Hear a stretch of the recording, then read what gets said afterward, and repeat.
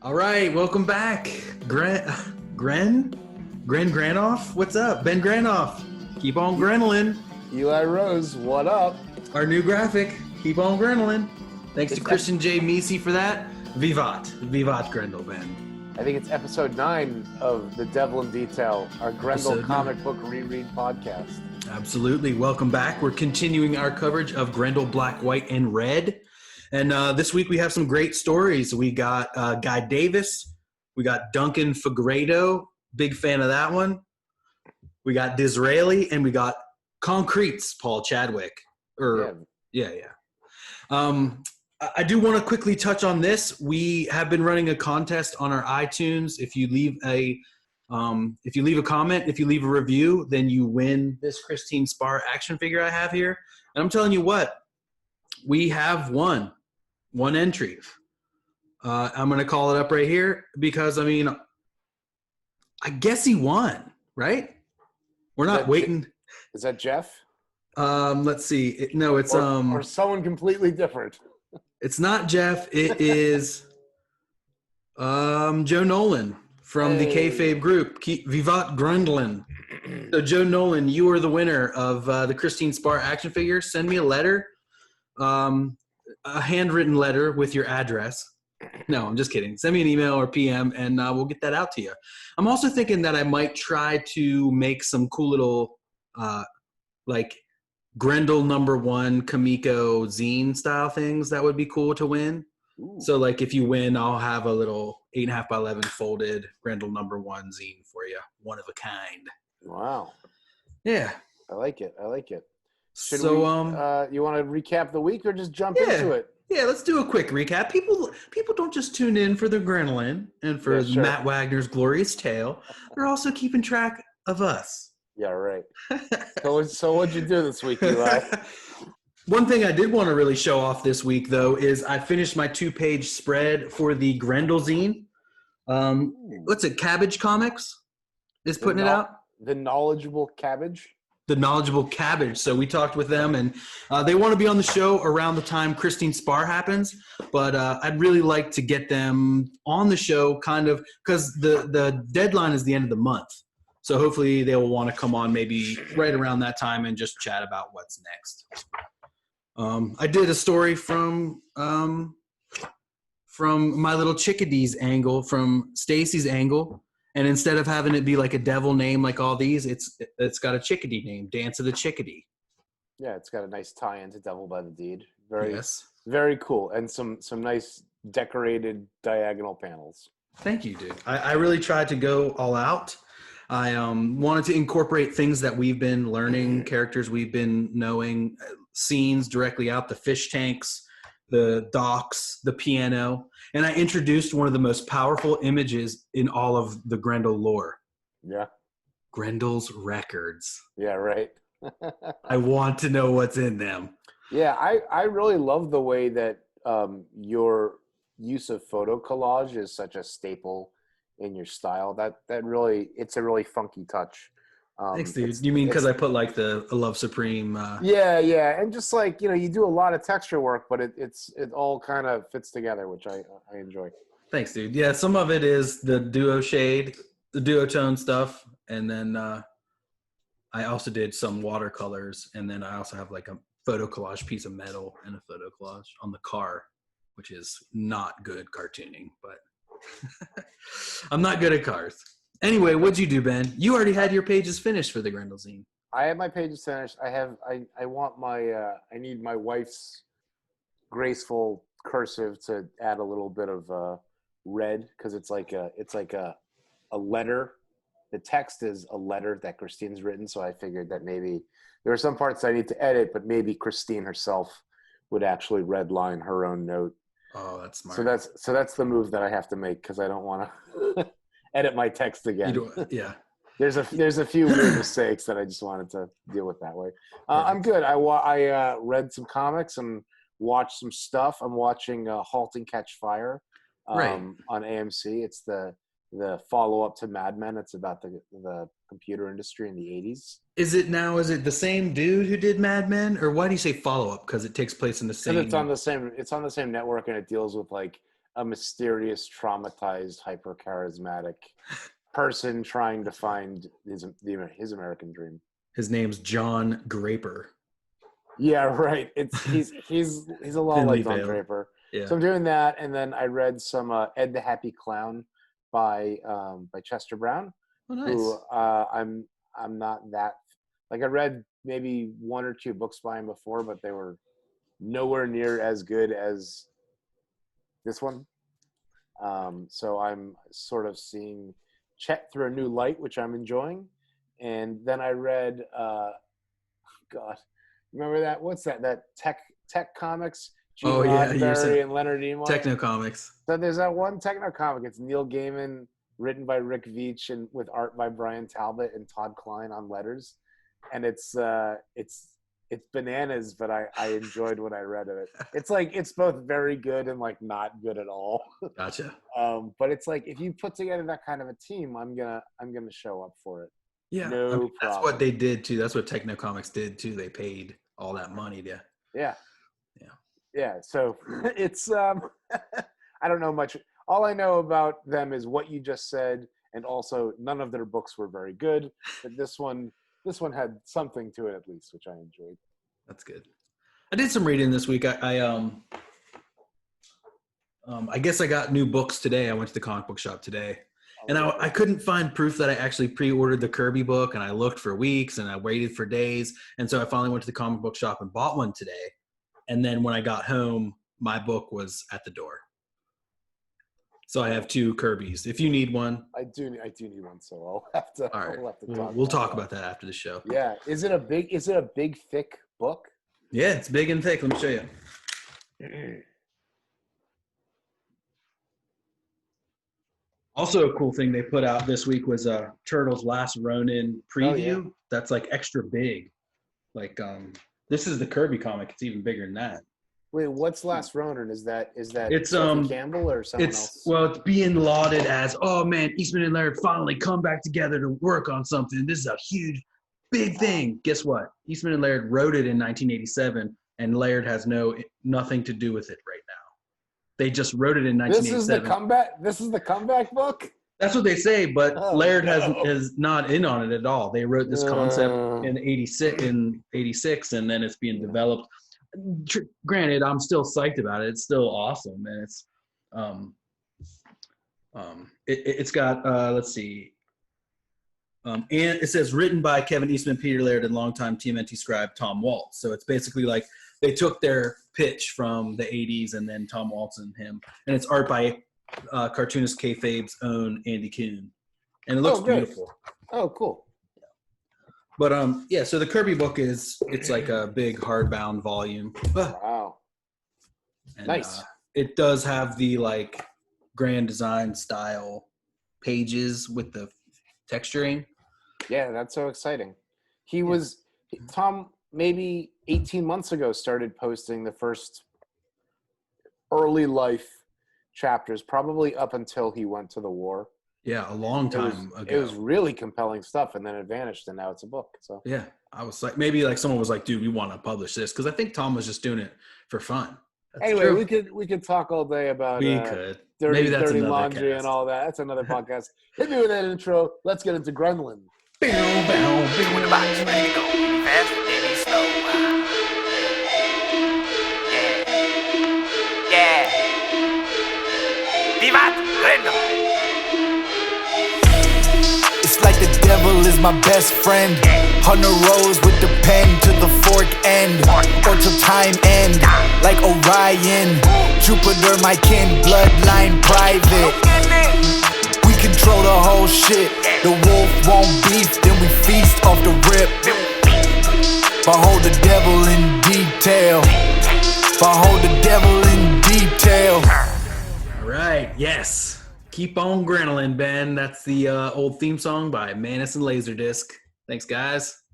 We've got 4 really great black, white, and red stories coming up. If we can get to them. Last time we said we were going to do 3 and we did 2. Yeah. Now we're going to say we did 4 and we're under the gun. So let's do it. Let's do it. First one's with the up. Devils. Go ahead, Ben. Sorry. The first one's up by Guy Davis, The Devil's Labyrinth. Dun, dun, dun. Are you a Guy Davis fan? No, see, I mean, not that I'm not a big fan of him. I haven't read his work. A lot of these guys kind of, I think a lot of the guys in Black, White, and Red I didn't know as well, but Red, White, and Black I was like kind of psyched on or something. I don't know. What does Guy Davis do? So I first met his work when he was doing a book called The Marquis, and it was an Oni book that was collected and published by Archaia, and it's like Victorian plague god, masquerade, mask, hyper violence, BPRD, demon slaughter, Nice, schizophrenic, like clergy destroying demons come to Earth kind of thing. It's awesome. Nice. Wow, that sounds amazing.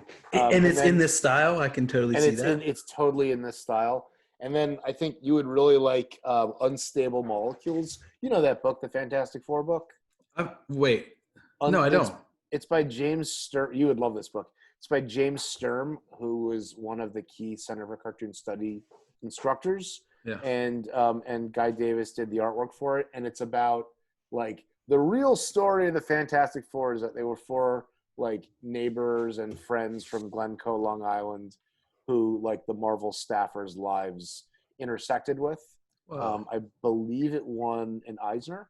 And then Guy Davis did Sandman Mystery Theater for, I don't know, between 35 and 55 issues with Matt Wagner and Steve Siegel. That I've read. And then the book that the Kayfabe Group has turned me on to is his early book called Baker Street that Caliber Press put out. And it's, I think it's like a punk rock Sherlock Holmes flavored 80s thing. Wow. In this style. Damn. Okay, Yeah. so he's someone I've been missing out on. I've definitely got to. He's done a lot of super cool work, and it's a style that's just like, you know, Eli, you're really good at comics, so I know that you don't need every book to look like it was drawn by Jim Lee. Right. If you were that kind of guy, you might not like this work. It's super clear, it's super visceral, but the word of the day for this story is atmosphere. Ah, okay. So deep in the depth of field in each panel. Is that what you're speaking of? It's just like I can feel the oil and the grit and the dust and the sand and everything. So one of the days that we were talking about this too, you referred to it as kind of like a steampunk story.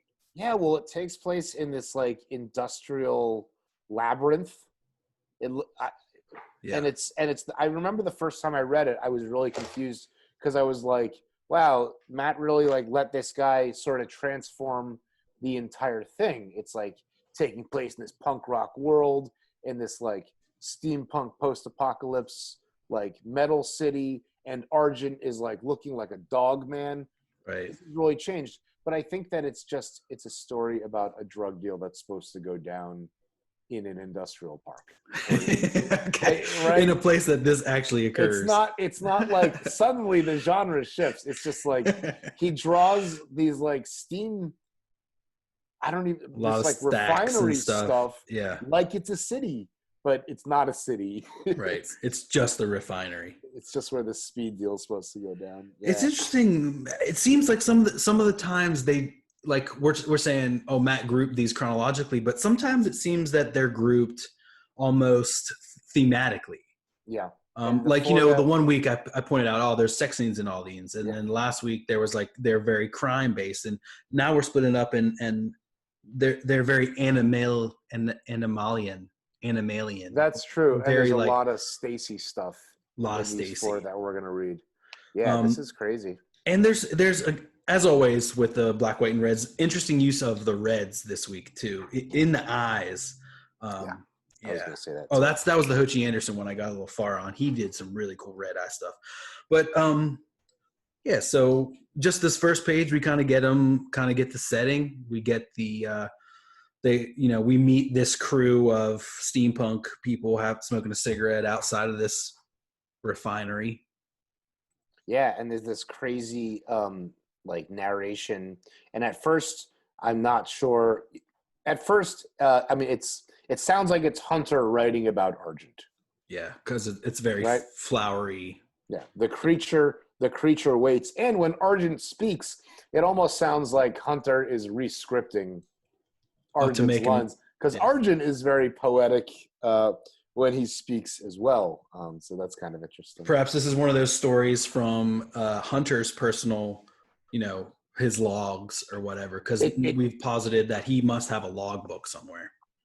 Yeah, Stacy says that there's Stacy and Christine say there's lots of them and the writing is amazing.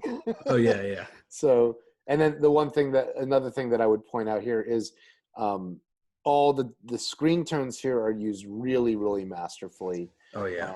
Between the different like gauges and patterns and the negative work that he's doing to scratch this stuff out. Really, really cool stuff. Like he's not sticking to one thing like you were saying either. There's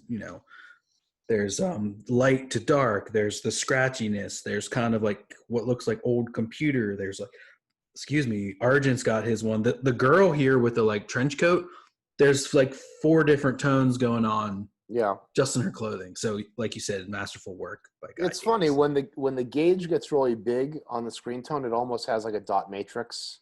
Yeah, that's to it, which is kind of funny. But also, this has been scaled down, so there's some times where the patterns are interacting in weird ways. Oh, right. Where you get those moire patterns, Gotcha. And then there's a number of places where he's mixing 2 patterns, like for purposeful effect, it would seem. Gotcha. This last panel, you see it like it's got this like gray craft tint, but then in the darkest spots, he's adding dot screen tone in there. And that's right. It's real subtle, real nice stuff. I like it. Awesome. Yeah. Good job, Guy Davis. The Devil's Labyrinth. So now here we see on the next page, this beast, absolute beast, reveal itself to these punkers, and they're like, "What the fuck, Jesus?" And I'm a fan of these different type of word balloons, and so we really have these. And I find when the tails or the arrows are longer, jagged, it really conveys like the timbre, the texture of the voice. In a way absolutely. I love it. He's like, "Spiny fleas, you will not desert this deal." It really sounds like that's something that Hunter would say, not that, not necessarily that Arden would say. Yeah, he's so gross. He's so animal-like. Oh, yeah. Past depictions have shown him as a man with those strange hind legs and a mane and fangs, but he looks like a man. He's got a man's torso. This is just straight up dog. It's so weird, and I love it. I'm here for it. Me too. And another thing that we're seeing here a little bit more is like the weirdness of his hair too. He kind of usually has like more of like a mane. Yeah. And here he's got like scraggly Marilyn Manson hair kind of thing going on. He's gross. He's just absolutely gross. Yeah. And these punkers are like, "The fuck is that thing?" Ah. But one of them's like, "Oh man, that's Argent. I never believed in him." Again, firming down the thing that he's this like boogeyman. He's the Mothman. He's Bigfoot, Yeah. So the one that has the brains to take off gets hunted down real quick. He just tears this guy apart. He tells these kids that are here to do this drug deal, I'm going to take this guy. You just pretend like everything's normal and I'm going to get your dealer. Like now you're in on my stakeout or whatever it is. Yes. Oh God. That's it. And he just drags the guy into the corner. Is that what happens? Yeah. He just like, I love it. He's and like, an interesting use of red here. Oh yeah, that's right. That's Go ahead. right. Well, I'm on the next page. Oh yeah. He basically tells them, "I'll be watching. If you flee, I'm gonna kill you." And then the camera pulls back like really high, like very voyeuristic. He kind of drags his kill out into the shadows, and very efficiently, suddenly here comes the drug dealer with the briefcase. This is great storytelling. Every panel moves the story forward, and you really don't need the text to get a sense of what's happening here. Yeah. And so now we're on the 3rd page here. Past the red snort on page Yeah. 142. Yeah. Oh yeah, I'll be watching. Flee and end up like your comrade. Oh yeah, sorry. So then we see the drug dealer, yeah, and he's like completely shrouded. He's got his, his neck up, his flapped up, and Yeah, he has kind of this like Final Fantasy Miyazaki Mobius thing definitely going on with his like very, it's very Guy Davis, kind of the way that people's bodies fill out these large jackets. Their bodies kind of take on some mass. Their backs slope a little bit, and that's definitely going on here. Yeah, and then this third panel here in this final box here, like next to it says bristling mane. The voice strikes a chord. Like he looks savage there, just ripping it up. Well, he's just eating the guy. Remember, he's cursed to have to do violence. Right. Like he is drawn to do violence, and so he says, "Well, I might as well do it to people that deserve it." And be this vigilante. This made me wonder when we're going to read Silverback. Oh yeah, right? Because that's a 3-issue series that's all about Argent. I hear it's fine, so we'll have to maybe in between Black, White, and Red White, and Black. That could be cool. I'm sure we'll figure it out. I'm sure we will. But I love that in this second to last panel with the bristling mane. The drug dealer is already showing up, and Argent isn't really. He's not really Johnny on the spot on this one. Mm-hmm. He's just like he's like eating still, yeah. and the dealer's like, "What's this guy? What's going on over here?" Yeah, like seemingly not really out of. I mean, he's not out of sight, Yeah. No, he's right there eating their friend, and they're like, But then he hears the voice, and the voice strikes a chord of ancient hatreds and eternal instincts. Gone mad, and that's like what you were saying. He's cursed. He's cursed to do violence. He's cursed to. He's got to do it. And so the drug dealer, calls him his little fuzzy friend, and then another interesting use of the red hits this red button and opens his case. So a choking cloud, not chemicals, sand, blinding, scrambling into the crowd. I almost thought it was like cocaine or something at first, because that would have been insane.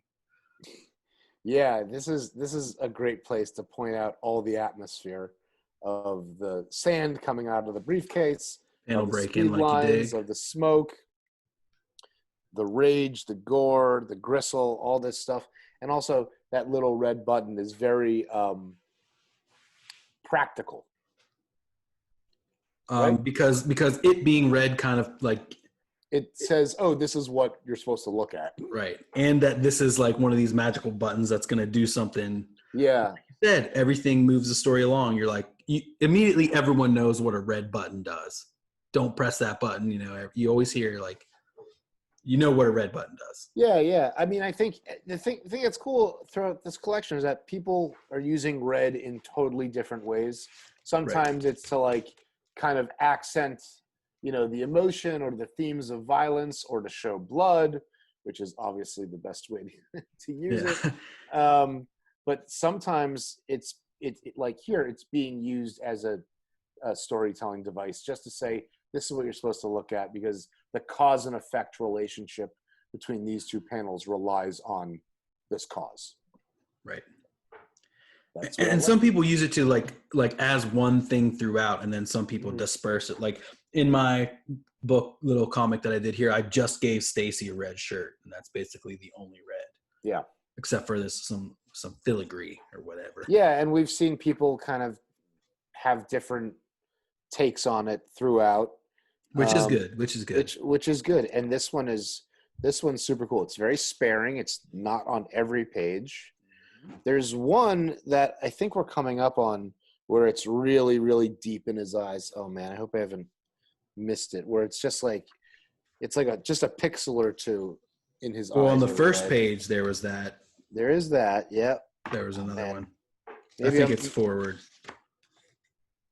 Or maybe you're mixing it up with another story.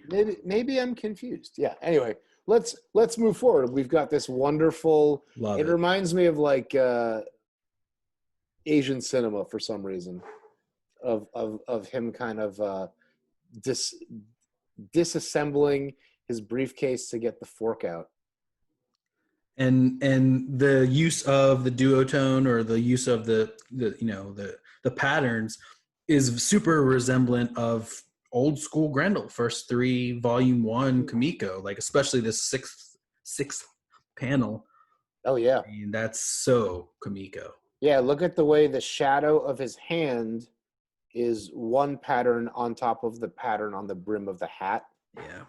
And then there's another pattern of the hat casting a shadow only on the white of the eyes. Right. Man. Oh yeah, it's really great. This is a lot of fun because it speaks to like Matt's openness for people kind of redesigning things. And this fork is really off model from everything that we've seen before. It's definitely not his walking cane, but it works really practically, especially how the blade can actually fit inside of the shaft. It's sort of the first time that we've seen that it assembled or something like that. And it really is kind of chunky in his hands. Like it's like a paper towel tube, and not, instead of a walking cane kind of thing. Yeah. Do you think it's one of those things that's got like, like a tent post that you put up in like a camping tent that's got like the string through it, so it kind of like pulls itself tight? That's like that? What it looks like. Yeah. He's got to screw it together. It looks like a Matt Murdock tool. That's right. Yeah. Like almost like he could flip it out and go, and we're like pull together, and then it electrifies. And I love this panel, the 5th panel, where he's like got the hat. It's super samurai style. Like he's got one of those big round hats on.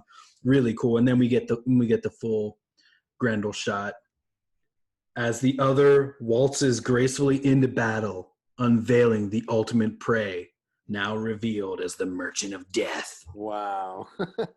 And then we've got, I think, 2 pages of them just chasing each other. Oh, man. 2.5 pages of them chasing each other higher and higher through all these industrial pipes. And really, Argent is getting like more savage in depiction, and seemingly frustrated. And so then on this next page, we get these really cool squares of red Stacy, I guess. Yeah, this is how they both have love for the same person. This is really crazy, that when I was reading these, especially with this, it reminded me a lot of Crazy Cat, of the love triangle between Officer Pup and Crazy Cat and Ignatz. How they kind of, you know what that? So I haven't read it before now. So the mouse, the mouse loves the cat, and that's why he wants to throw the brick at it. That's his expression of love. The cat loves the police officer, the dog, and the dog loves the mouse. I think that's the deal here. And they all drive each other crazy. Well, because Argent doesn't know, but Hunter knows everything. And at some point, Stacy knows everything, but Argent doesn't know everything until that final night. Yeah. I love this one where they're cuddling. It has like a My Neighbor Totoro kind of feel to it. Yeah, he seems really big, and yeah, he's got the kind of the rabbit ears kind of coming. That too, yeah. Yep. And the juxtaposition of this little girl with this beastly. Yeah, and so he's chasing them up and up into the foundry, or into whatever, into the tubular. Limping and bloody, the wolf shies away from the final leap because they've already laced into each other pretty heavily, like they do. Yeah. And so Grendel Hunter is so nimble, he's able to jump away to a chain and swing into the mists. The storytelling on these last 4 panels of this scene is so fantastic, and you really, he gets away, close up on Argent in like agony and distress. Grendel is obviously having the time of his life. Yeah. All this, I think that a lot of what he does is just to kind of attract Argent, just to be like, well, the only time I'm really alive is when I'm fighting this foe. And so if I can make a criminal nuisance of myself, I'll be more likely to get more opportunity to tangle with him, which is all I want to do anyway. Yeah. Um, And escape him too, you know, and Yeah. escape it all. And I love that fourth panel. It's super Kelly Jones or something like Yeah. that. Kelly Jones Batman, or mhm. even like a Spawny type of feel with, you know, he's on the top of a building and his cape Mhm. is going out and whatever. It's got that feel. But here he's just a naked, gross wolf man. It's so sad. Yeah. Yeah. And he's not like buff, chiseled. There's kind of like flab or something. There's like fur, and it's not smooth and anything. It's, No, he's everything got, about him is. He's got like cottage cheese dimples and shit all over his weird naked body. It's so gross. Yeah, he does. And he's got like, you know, black lips too, which is, you know, not always portrayed, and just real dark lupine eyes, and it's just really well done. Yeah, And then man. we come back and we see Hunter and Stacy looking out some giant bay windows. Yeah, I think that I'm just trying to have one last look to make sure I didn't drive myself crazy, because I could have sworn there was one tiny little red eye. Maybe it's in another story. Yeah, I must be going crazy. I did notice a few of those, like, ooh, that one eye looks really amazing. But I Yeah. can't remember if it was this one. Yeah. Anyway, so we got two panels with Stacy and her Raggedy Ann. They're in the penthouse, and oh, you know, it's on Hunter's eyes. Excuse me. It's the last panel. It's the red in Hunter's eyes in the last panel, Oh my God, I didn't even see that. where it's just two tiny little pixels that kind of peek out from behind some screen tone. That's insane. That's I did not it's so even good. see that. So that's what I was looking. That's what I was going. I'm glad I found it. All right. So Hunter says, amazing. "Go back to bed, darling, and don't worry. Hunter loves only you. The angels cry for one of their own." When I read this, Hunter loves only you, and you look at that in context of the page before it, where Argent loves her too. It sounds like the way he's trying to manipulate her is Hunter is the only one who loves you. Right. The only one you can count on and look to for anything.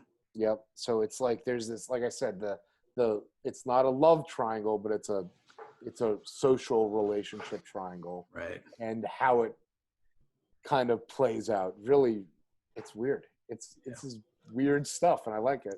But it's an action-packed story. It's a visceral story. Great art. Just another good one. One of my favorites. Maybe Top 5. Ooh, I'd say top 3. Top 3. Top 3 for me, Oh my maybe. gosh, I don't know what my top 3 are. I love the art so much. Cool, man. Cool, That's great one. That's we one did down. it. We did one. One down. I love these separator pages too on the Yeah. in the omnibus. And the next story is The Devil's Tongue by Duncan Fegredo, who I knew very much from the Jay and Silent Bob story, the Jay and Silent Bob book that he did, which Matt Wagner did the very first Jay and Silent Bob appearance in comics and Oni double feature number 1. That's the Walt Flanagan's dog story. That's correct. Exactly. Yeah. Forget.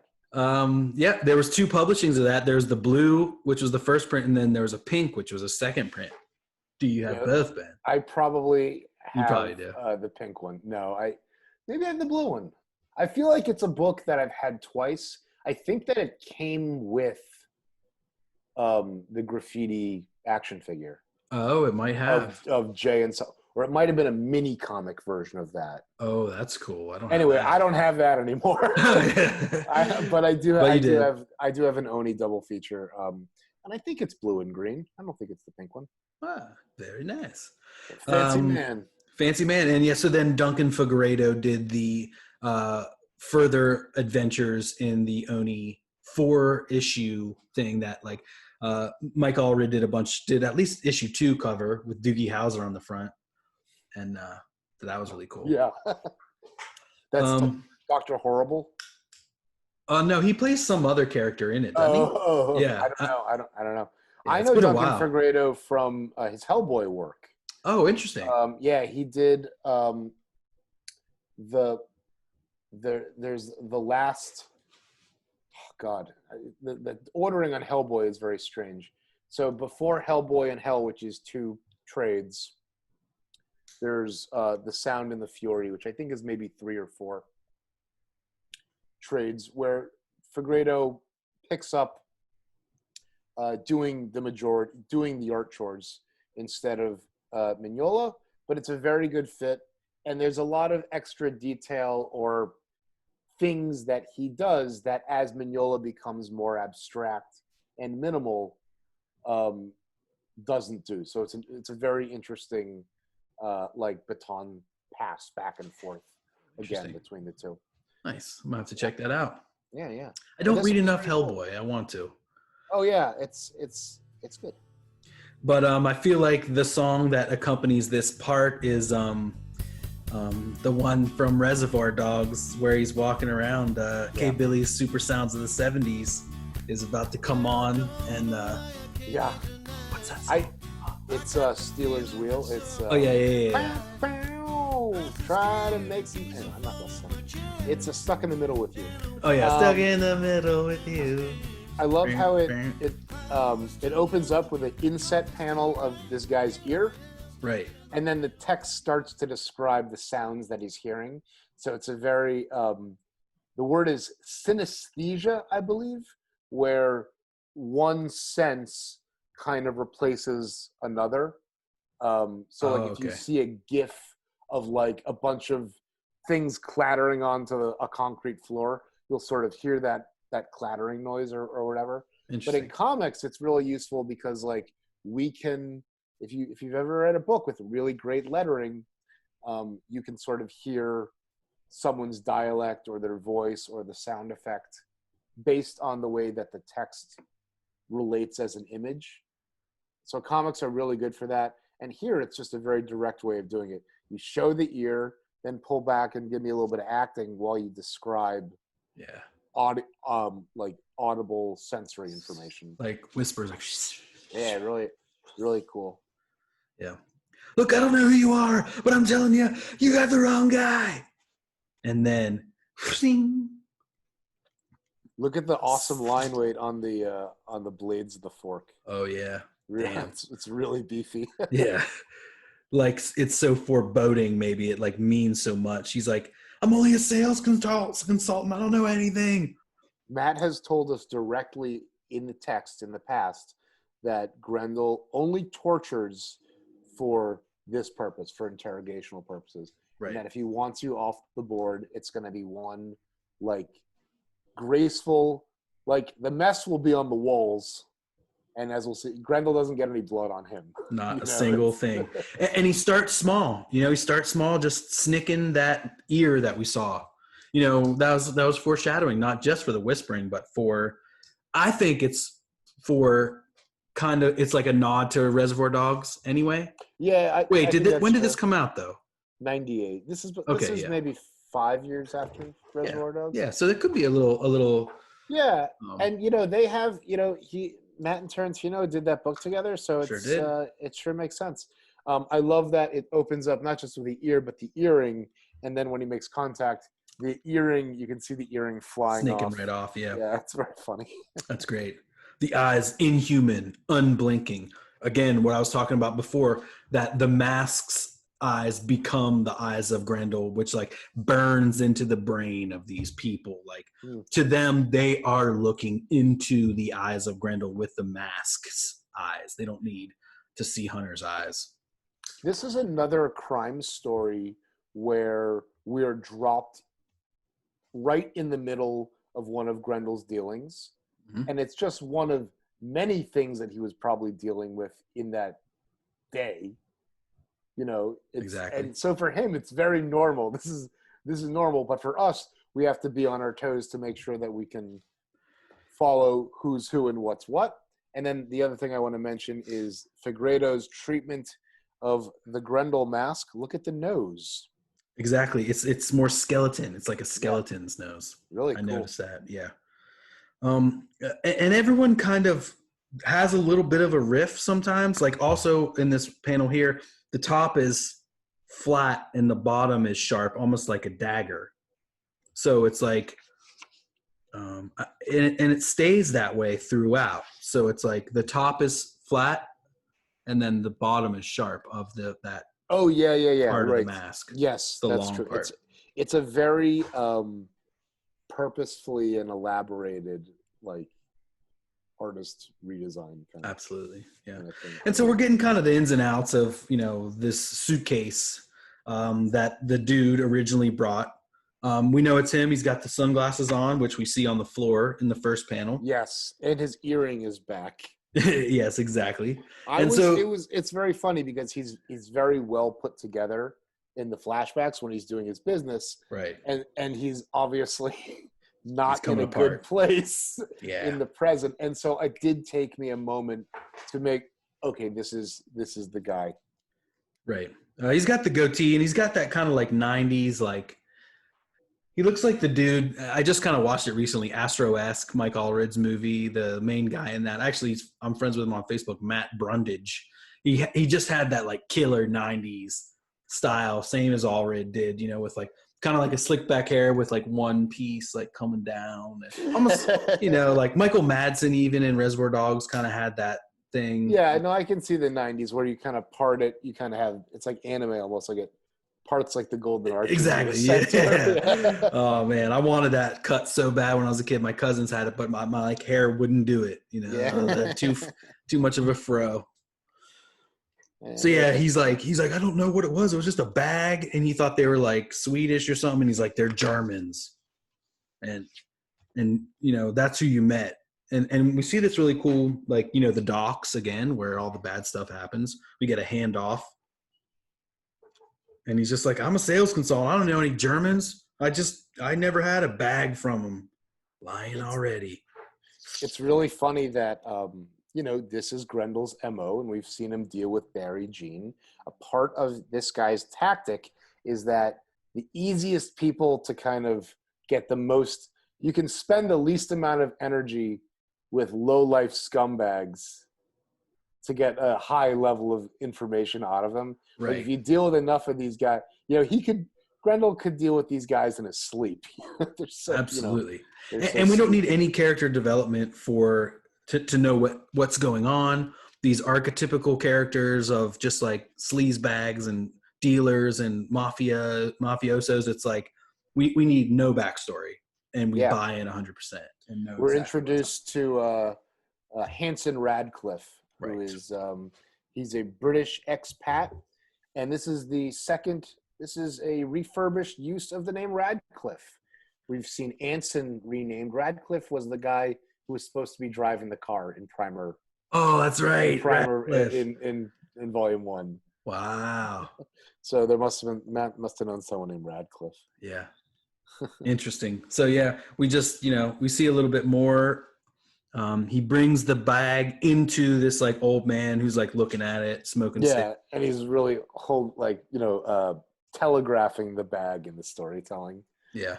I also like that when it's just a conversation between Grendel and one other person, that the red font, it makes it incredibly easy to follow. Whose lines are his. Yeah, we did that in Vagary, except there was a 6 guys around the boardroom table, so it could have been this guy or that guy talking to Grendel. Here, where it's just Michael Madsen or whoever, Steelers wheel. It's very easy to toggle back and forth during the conversation. I like that a lot. Very easy. Yeah. How did Radcliffe first gain knowledge of the bag? Who tipped him? I don't know what you're talking about, man. I never saw no fucking bag. But like, okay, we see in the flashback, he obviously has the bag. Like, he's the bag man. He's the bag man. Yeah. And it's funny here. I thought this was funny. He's like, please stop.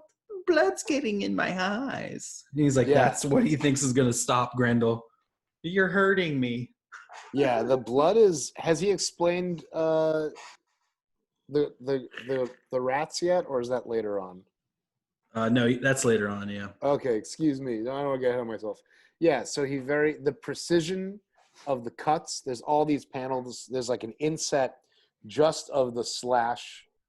Right. And the piercing, it almost has a devil's eyes effect. Exactly does. I was going to say that. Really, very, very cool.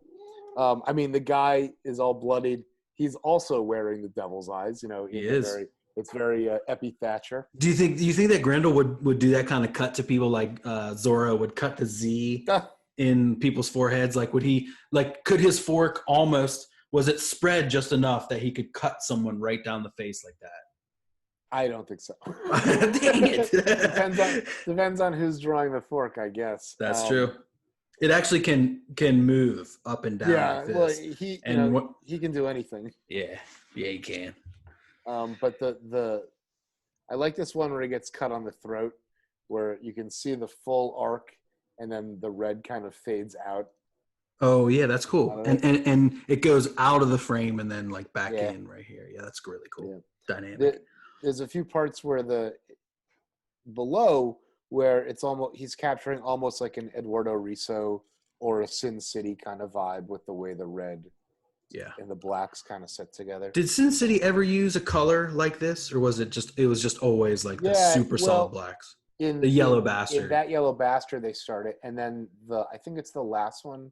It's called To Hell and Back, and I think Lynn Varley watercolors parts of it. Man, I didn't read that one. That one's bananas. That one's it's an acid trip, and like it kind of goes through. It uses like non-trademark offensive analogs for all the characters that Frank Miller had worked with in his career. So nice. I think that there's like Elektra type characters who are like in it that he makes commentary on, or like I think there's like a Captain America. I don't know. There's all kinds of interesting stuff in that one with color. That's cool. Yeah.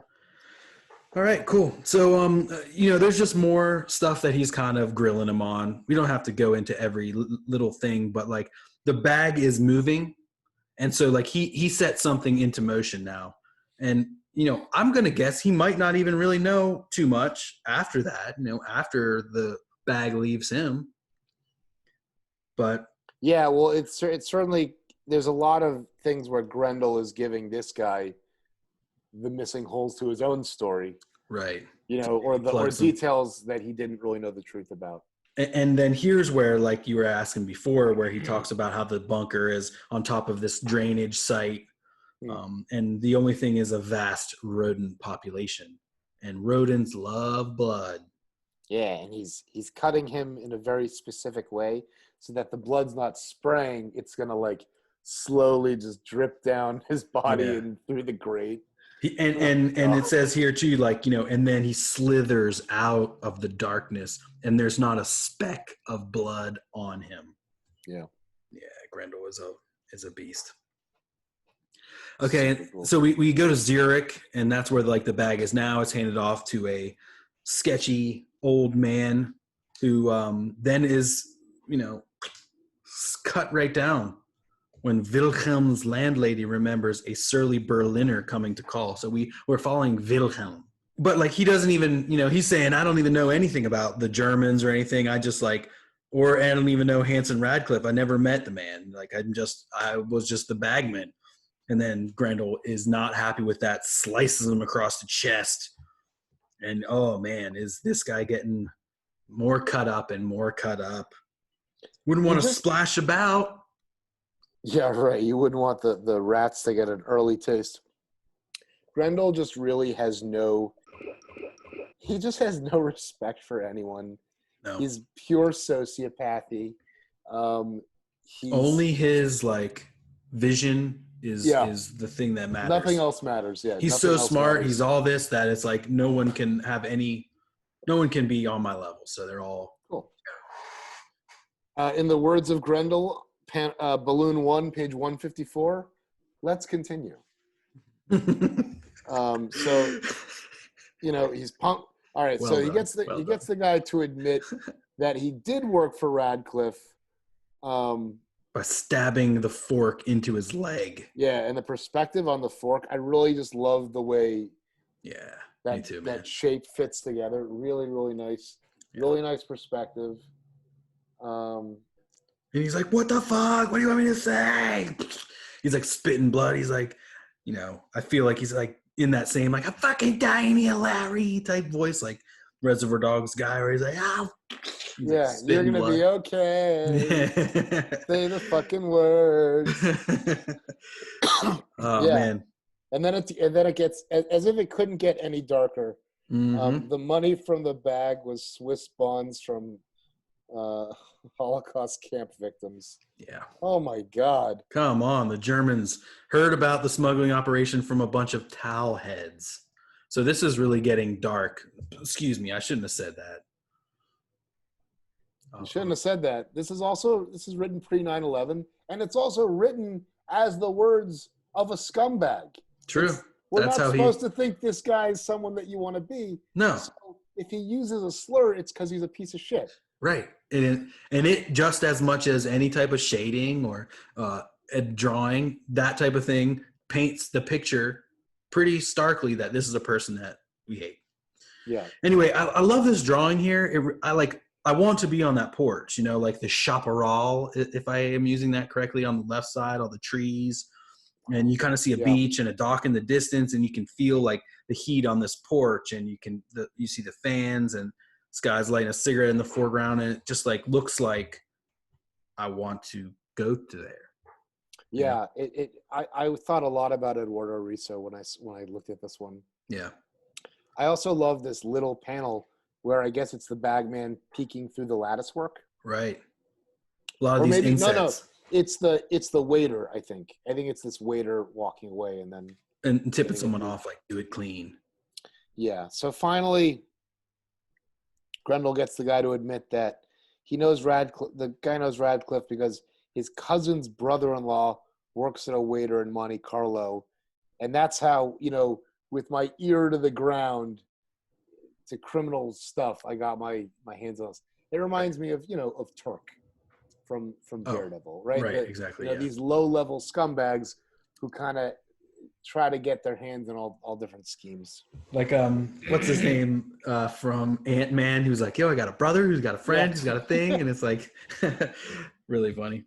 All right, and then so this is when it's dropped too that he's talking about the Chicconis, and Grendel's like, well, that's the thing, because if it's Ciccone business, it's Grendel business now. It's my business. Yeah. So like this is probably a time when it wasn't just regularly known that Grendel is now in charge of all the Ciccone family, stuff. So it's this underling thinks he's got his, needle, he's got his ear to the ground, but really he's like, you don't know the new shit. I'm in charge now. The last time we were on this thread was the Tim Bradstreet story.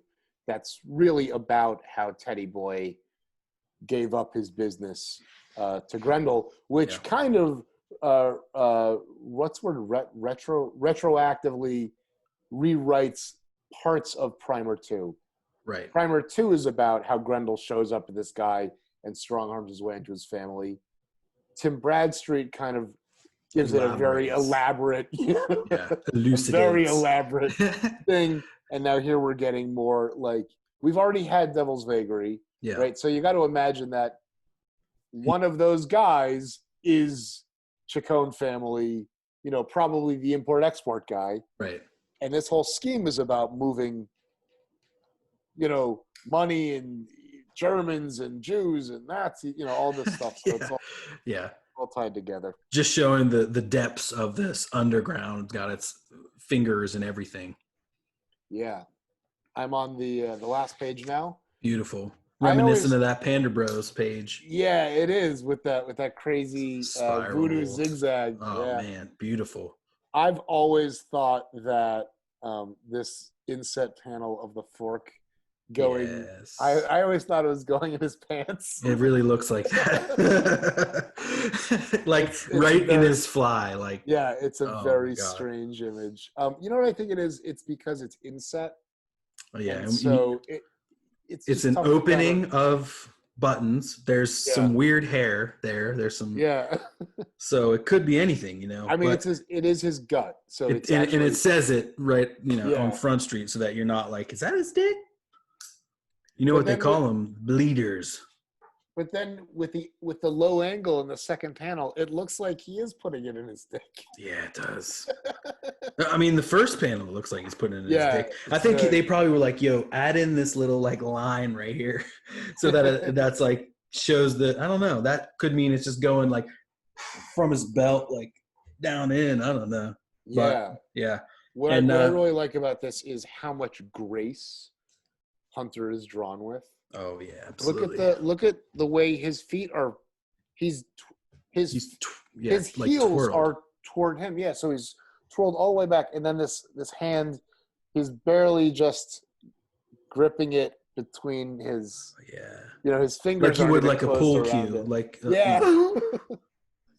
Yeah. Oh man, it's crazy. Anyway, I finally believe you. It's been so much fun torturing you. It's been so much fun bleeding you and making you scream. Yeah. Peace He's like, the "Don't fuck leave me out. here, God damn it!" And he's like, Yeah. "I'm gonna leave you to the Rat King." Rat King Cole. I love this. I love the last 3 panels. Yeah. I love the sound effect of him closing the door. I love the crazy close up where the only white is in his eyes. Yeah. There's a part of me that feels like you could have just done it all.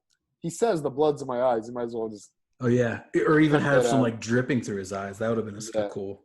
And then these last 2 dripping panels are so cool. The timing and the spacing and the minimalism. Yeah, and the I love it. scritter, skrittle. Yeah, like, yeah. You can hear and another, like you said, you can hear that sound in your ears, like you said from the very beginning, like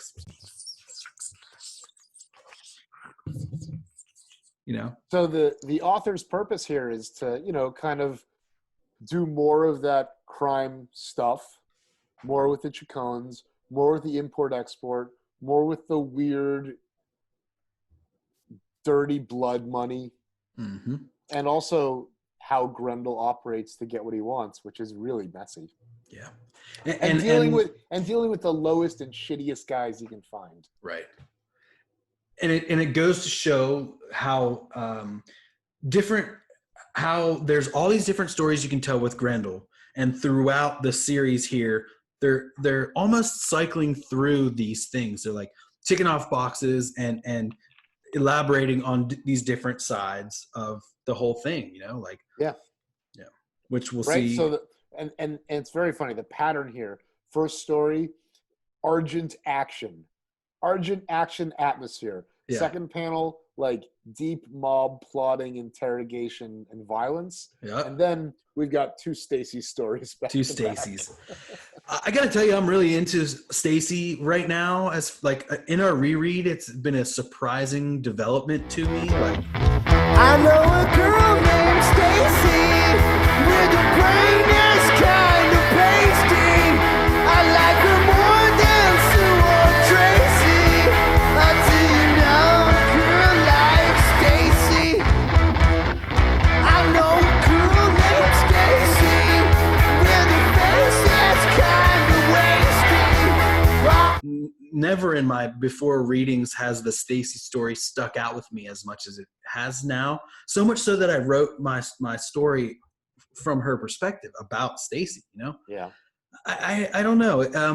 It's just an interesting byproduct of the whole thing. And I feel like Stacy's the most affected, and it has a very big effect on the over arc. As far as having a kid who's Stacy or who's Christine Spar, as far as being this impetus for both Argent and for Grendel, she's kind of the linchpin of at least the first 2 tales. So I love it. And here we go. Devil's Mate by Disraeli. What do you know about Disraeli? I know that it's his mysterious pen name has probably mystified many people. Vertigo art, 90s Vertigo artist, probably like in the Shelley Bond stable, is what I would guess. Mm-hmm. I think his work is great here. I think I think that his take on Hunter is really, really powerful. Mm-hmm. He draws Hunter as there's some panels of Hunter where he's playing this chess game where he just looks like straight up psychotic. Yeah. And yet youthful. We're always kind of noting about sometimes he's drawn like a 45-year-old, and sometimes he's here he's very youthful. Yeah. Well, I think one thing that's kind of weird is the pigment patch. Right. Is this mark of Cain that he wears is like a little strange. It's kind of like it ages him a little bit. Yeah. So anyway, here he is. They're in the penthouse. They're playing chess. It's Mhm. the game that Jocasta used to change his entire worldview Yep. about being competitive and being 5 steps ahead of everyone and anticipating what's going to happen. And he's trying to teach Stacy this game. We in the past have spent a lot of time speculating about Stacy also being touched Right. with maybe an extraordinary amount of talent that he's recognizing. Here I think she's just a little girl. Like she doesn't Right. really, she's not good at it. She doesn't really have any interest in it. And he's sort of just like, he's kind of forcing it on her, which is sort of interesting. Right.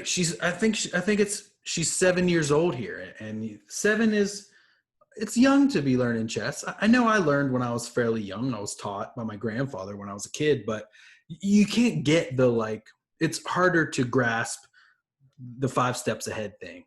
When you're a kid, you almost can't speak. You can't think that far ahead. I'm on the wrong side of 40 and I can't think that far. Right. You know, This story is super breezy. It's not super complicated like the last one with ins and outs and characters. It's kind of cut and dry. There's 2 stories going on. The Hunter and Stacy intercut with this other dirt ball. Yeah, and the lessons that he's giving her about hunter and prey and predator and prey in chess relates to his activities as Grendel. So it's very straightforward. Exactly. Devil's mate. Anyway. Yeah, and again, they're just keeping going. And here on the second page, I think is one of those panels that you're talking about where he's like looking up, and it almost looks like he's biting his lip. But I think that's just the way that the sparse drawing is. But he looks he's sadistic. He's like, yeah. In ancient times, actual battles were sometimes decided by chess. I think he's also, I said sadistic, but also he's just like a little too pleased with himself. He loves chess, though. To him, chess is like this amazing thing and a metaphor for the way he controls the world. Yeah. One thing that I really like is that when he cuts to this guy in the Grendel story getting off the bus with his briefcase, there's a nice graphic match with the red. Every piece is vital, even a pawn. Yeah, and a so literal pawn. Yeah, each really, panel's got its own red, and it's very Sin City. Silhouettes going on. The high contrast. Mm-hmm. So yeah, we keep going, and we see a handoff between the masked or the guy in dark, who looks like Grendel from the other story, the first story, the Guy Davis story, but it's not. Oh, and do you see Larry is on the bus behind him? I do, yeah. Larry's kind of following him. Larry's tailing him. He's called in and said, yep, he's arrived, headed uptown. And then we see someone cut down the preacher. Yeah, and that preacher, that's where the Sin City really hit me the hardest. Right. I love the way his hair is so high contrast that there's no contour line on the back of his head. Yeah, at all, yeah. Really cool. Anyway, so he gets cut down. Really nice unruled panel borders. So he's cut down by the guy in the hat, basically. And then that guy goes and picks up the bag again?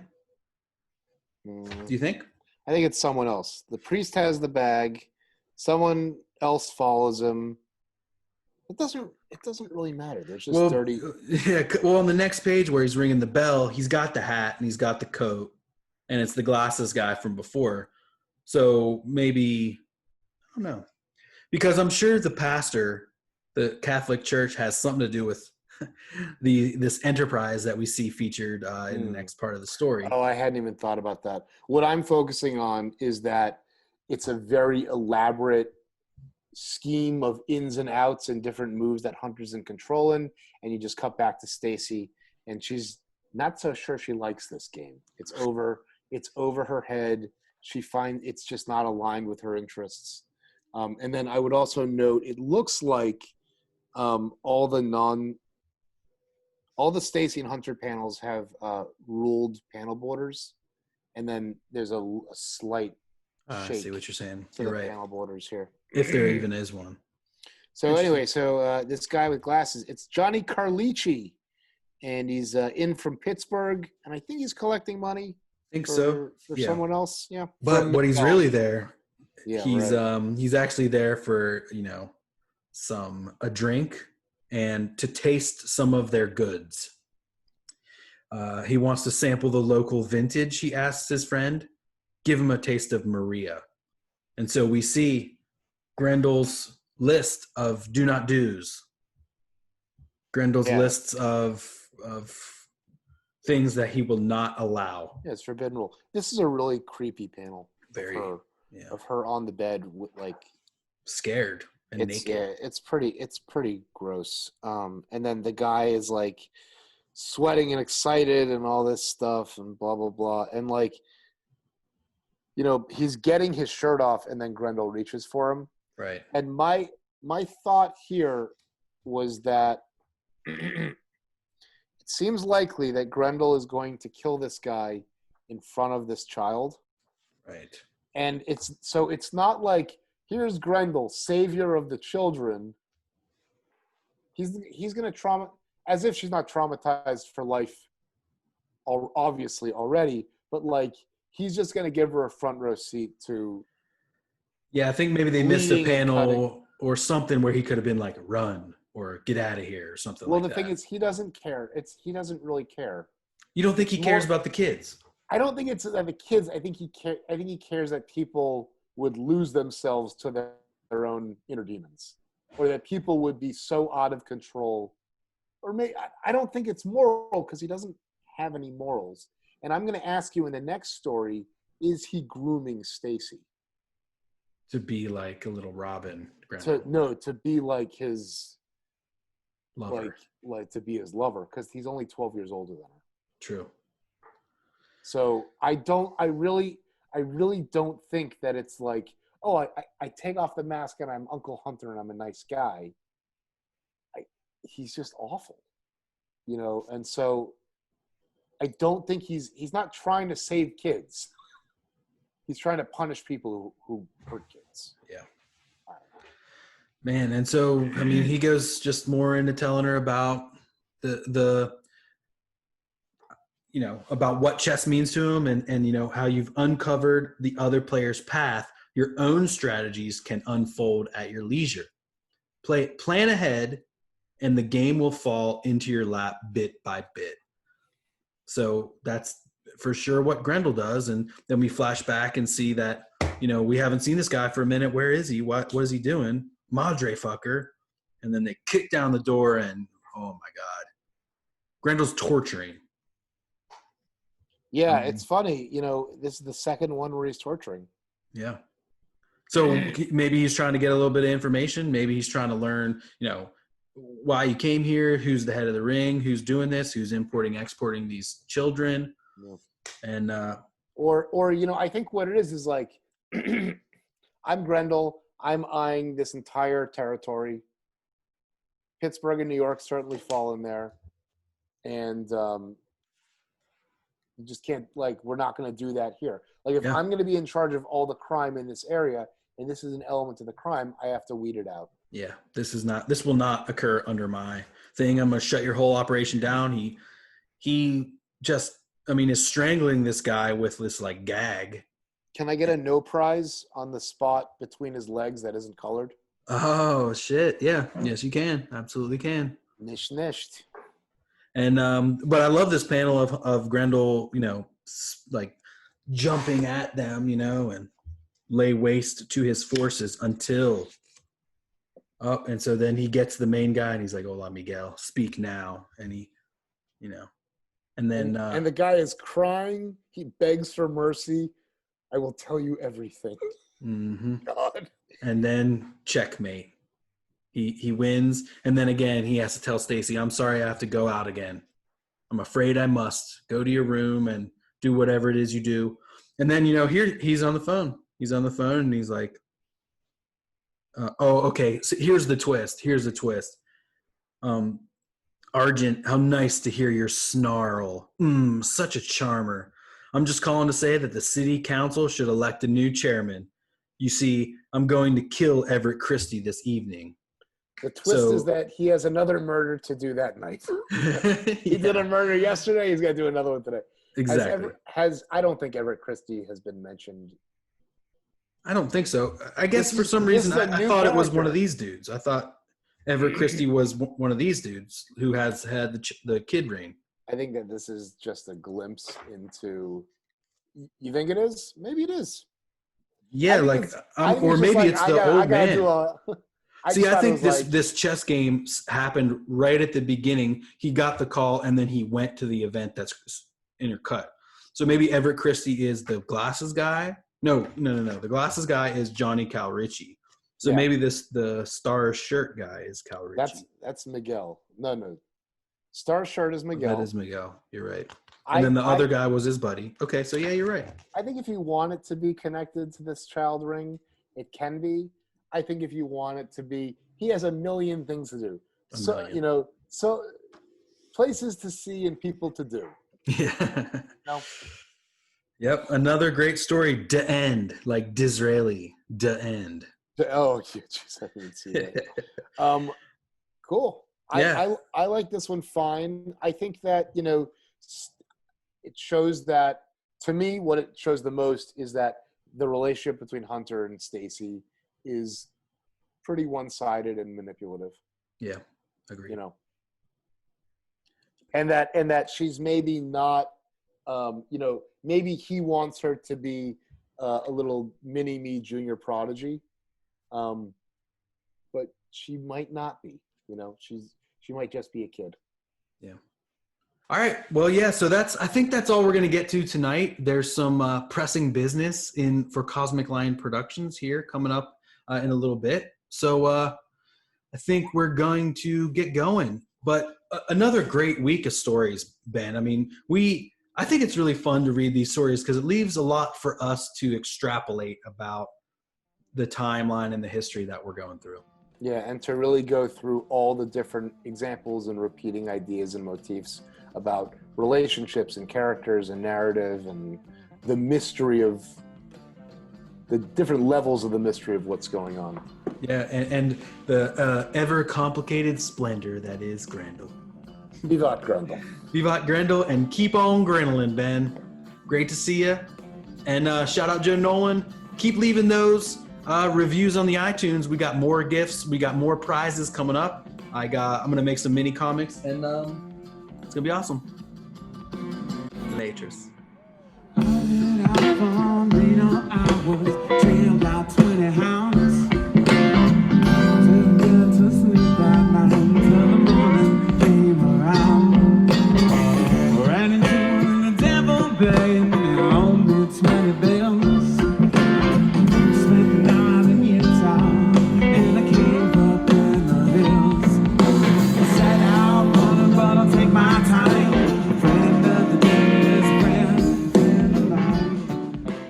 I want the wings. Tommy want wingy. Mm-hmm.